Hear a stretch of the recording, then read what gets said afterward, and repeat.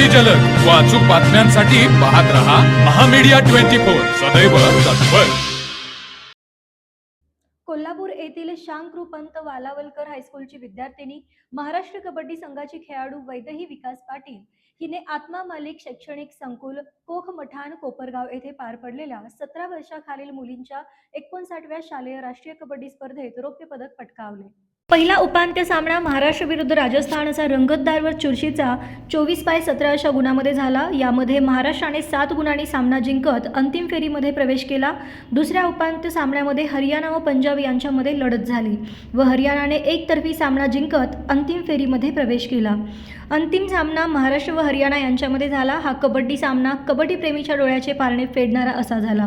या सामन्यामध्ये महाराष्ट्राच्या वैदेही पाटीलने खोलवर चढाई व पकडीच्या जोरावर सामन्यामध्ये रंगत आणली, पण महाराष्ट्र संघाचा निष्ठा पराभव होऊन उपविजेतेपदावर समाधान मानावे लागले।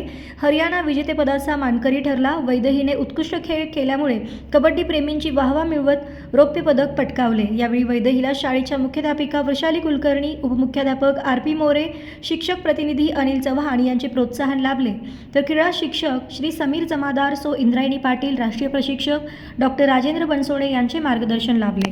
तर मग चला सबस्क्राईब करायला विसरू नका महामीडिया 24 न्यूज चॅनलला। महामीडिया 24 सदैव तत्पर।